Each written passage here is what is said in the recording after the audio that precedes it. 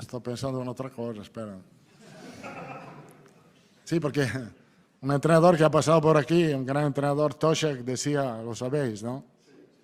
Entonces no tengo que repetirlo. Pienso más o menos lo mismo. Que al miércoles quiero cambiarle todo, el jueves un poco menos, el viernes, el domingo. Y al domingo, ya sé a lo que te refieres. Here I come. Oh, here I come. Oh. Lo voy a hablar con el mismo cabrón de semana pasada. Hola, madridistas, ¿cómo estáis? Bienvenidos a Voz Madridista Televisión, el videoblog más madridista de todo el internet. El otro día os traje una frase de Bilardo absolutamente deliciosa sobre el fútbol. Por cierto, tenéis que ver ese vídeo, los que no lo hayáis visto, os dejaré un enlace por aquí, que de verdad que la frase de Bilardo tiene muchísima amiga y muchísima gracia. Y hoy, el bueno de Carleto nos ha traído al recuerdo a una frase de otro de estos tíos que han dejado sentencias, pero para la memoria eterna del fútbol, que es John Benjamin Tosak, aquel entrenador galés que tuvo muchos años en la Real Sociedad. Por cierto, otro de esos entrenadores que entrenó a Xabi Alonso. De hecho, a los comienzos de Xabi Alonso, el Xabi Alonso más tierno mamó de los pechos de John Benjamin Tosak en la Real Sociedad. Y este tío tenía unas frases tremendas. Era un tío con muchísima gracia, también muchísima sorna, que es la que tiene. Y mira, un carácter totalmente opuesto al de otro galés que pasó por el Madrid, al de Gareth Bale, que era como más apocado, más tímido. Este tío era totalmente frontal y te dejaba muchísimos momentos estupendos. Y el momento al que se refiere Carleto es en una ocasión que yo creo que en la segunda etapa, porque Tosak tuvo dos etapas en el Madrid, una a finales de los 80, ya en el gestionando el tardo-butragueñismo, la última fase, la última etapa de la quinta del buitre, y luego volvió 10 años después, ya con Casillas y con aquella gente.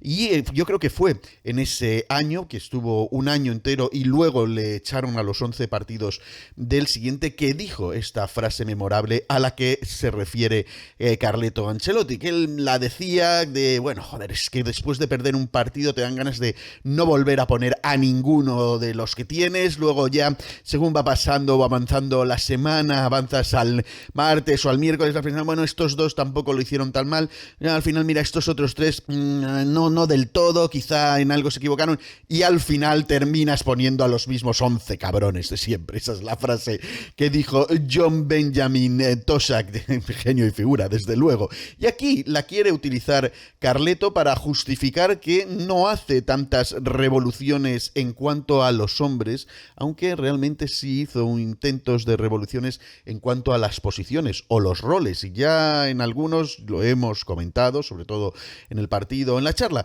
que tuve con Pablo San Vicente después del partido contra el Leipzig. Lo comentamos largo y tendido, que pues aquí cada vez que hace un experimento Carleto, al final tiene algunos problemas, y por eso yo creo que él sigue insistiendo en esta fórmula de JB Tosak, de al final es mejor casi poner a los mismos 11 cabroncetes de siempre, en los que confío y en los que sé más o menos el rendimiento que me van a dar, y no tratar de hacer experimentos con nuevos. Y sin embargo, yo creo que aquí Carlos se equivoca un poquito. No ha hecho, digamos, la reflexión y el debate interno que debería tener, o si lo ha hecho no lo expresa públicamente, porque durante la rueda de prensa ha comentado que en el tema del Leipzig lo que faltó fue intensidad, y que lo que les pasa es algo que le viene pasando al equipo con él en algunas ocasiones, que es que cuando tiene ventaja pierde intensidad, más o menos echando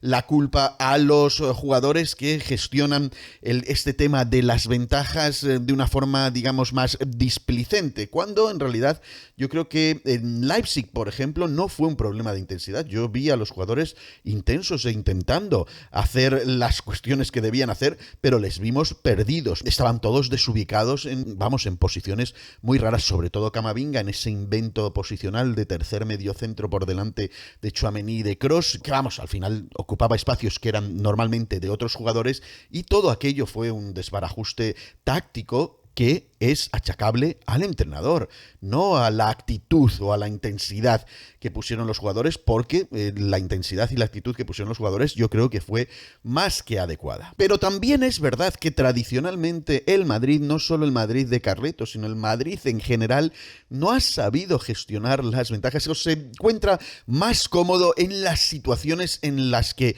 tiene que rendir al máximo, que no piensa que tiene ya ganada la situación. Cuando toca remontar, ahí es donde aparece el espíritu del Real Madrid, el ADN del Real Madrid. Cuando la situación está muy igualada, ahí es donde también aparecen las ganas, la garra, ese deseo incombustible por la victoria, y quizá cuando las cosas están más tranquilas, pues se gestionan de otra manera en la mentalidad del propio jugador.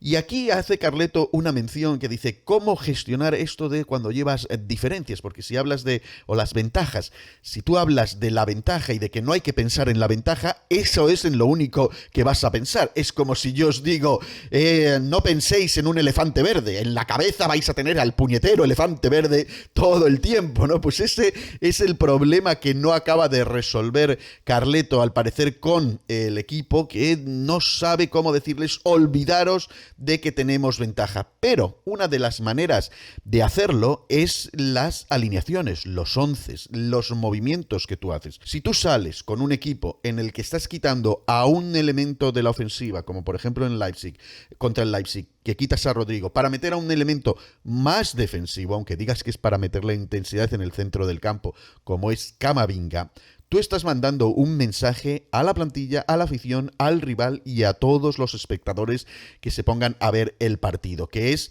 voy a tratar de gestionar la ventaja, voy a tratar de ser más defensivo, voy a manejarme vía el resultado, no voy a ir, mi propósito no va a ser principalmente marcar como sea para aumentar mi ventaja, sino que voy a gestionarla. Lo mismo pasó en el partido contra el Atlético de Madrid en Liga en el Bernabéu. Íbamos ganando 1-0 y de repente quitas a elementos de ataque para meter a Modric para gestionar la ventaja. ¿Qué pasó? Que nos terminaron empatando. Si tú haces un movimiento de sacar a un Rodrigo para en un momento que estás al final del partido, sabes que el mensaje que mandas es: voy a meter un delantero para intentar ganar el partido como sea, ¿no? Y cuando lo haces al revés, pues estás gestionando ventajas. Así que también parte de culpa debes echártela tú mismo, Carlos. Y precisamente sobre Rodrigo, en la rueda de prensa ha dicho una cosa que aclara plenamente lo que ya sospechábamos que pasaba con Rodrigo. Vamos a escucharle. Rodrigo, su historia aquí ha sido una historia hasta ahora de éxito, porque Rodrigo nos ha permitido ganar la Champions hace 2 años, siempre ha aportado. Este año no ha tenido continuidad en marcar goles, pero ha tenido continuidad en el trabajo, en el rendimiento. Entonces, yo creo que cuando necesitaremos gol de Rodrigo, Rodrigo está ahí.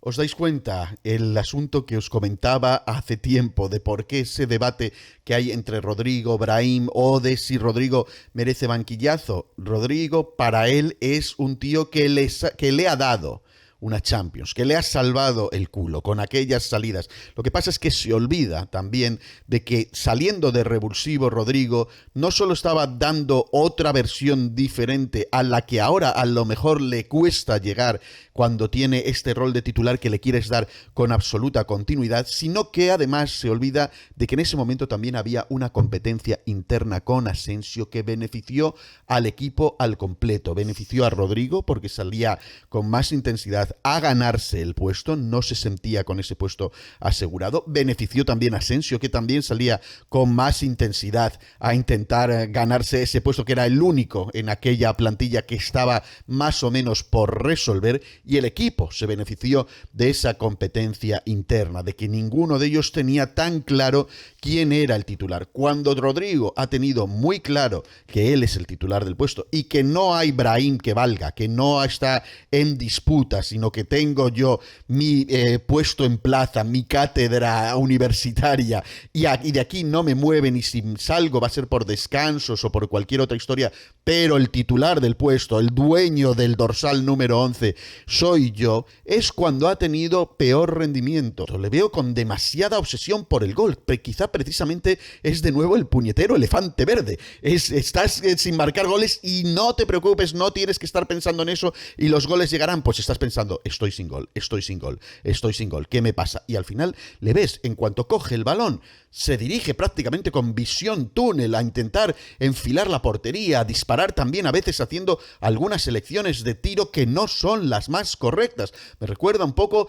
al Vinicius pre-Carleto, que tenía todo muy bien, pero luego esa obsesión de finalizar terminaba eligiendo los disparos menos adecuados o eligiendo tirar cuando debería centrar. Creo que a Rodrigo no le está viniendo tan bien tener esa especie de titularidad asegurada o garantizada, pero es lo que sospechábamos. Carleto piensa que Rodrigo le dio esa Champions. Carleto es más que probable que tuviera una conversación con Rodrigo parecida a la que tuvo con Modric para convencerle de que su rol sería interesante y le haya medio prometido que sí, claramente el titular del puesto eres tú, y Carleto se ha encontrado con un inesperado Brahim dando un resultado mucho más eficaz y mucho más interesante y no quiere abrir el melón de ese debate. ¿Entendéis ahora también por qué la referencia a John Benjamin Tosak de no voy a hacer revoluciones, al final voy a jugar con los mismos 11 cabrones? Aunque realmente Tosak lo decía porque él creía que no tenía una plantilla adecuada, que no tenía suficientes elementos y entonces no le quedaba más remedio que jugar con los mismos 11 cabrones porque los otros 11 reservas eran peores que los 11 cabrones o no le daban el mismo rendimiento, aunque luego se demostró que no era así. Yo recuerdo que se quejó muy amargamente Tosak, por ejemplo, de Casillas y luego Casillas tuvo muy buen rendimiento. Y os digo, cuando le echamos en el año 99 llevando 11 jornadas, coge el mismo equipo de Tosak, lo coge Vicente del Bosque, encuentra una serie de soluciones rarunas, como fue colocar a Helguera de líbero y jugar como con 3 centrales, buscarle alternativas que no había encontrado John Benjamin Tosak, y ese año, con ese mismo equipo que empezó con Tosak, ganamos la 8ª, precisamente contra el Valencia en París, y con goles de Raúl y con grandes actuaciones de McManaman. En fin, acordaros y buscar la 8ª porque es un año muy interesante que empieza con Benjamin Tosak, que se queja amargamente de que tiene que jugar con los mismos 11 cabrones porque no tiene elementos, pero al final terminamos ganando aquella memorable Copa de Europa. Me interesa conocer vuestra opinión respecto a todo esto de Benjamin Tosak. ¿Os acordáis de Benjamin Tosak? ¿Os acordáis de sus frases? ¿Tenéis alguna otra frase célebre que recordéis del bueno de JB que queráis comentar? Dejadme vuestros comentarios aquí abajo. También habladme del tema Rodrigo. ¿Qué os parece cómo está gestionando estos minutos, digamos, irregulares del bueno de Rodri? Dejadme vuestra opinión aquí abajo, dadle like al vídeo si os ha gustado, compartidlo en todas vuestras redes sociales, suscribíos al canal si todavía no lo habéis hecho y hasta el próximo vídeo. ¡Chao! ¡A la Madrid!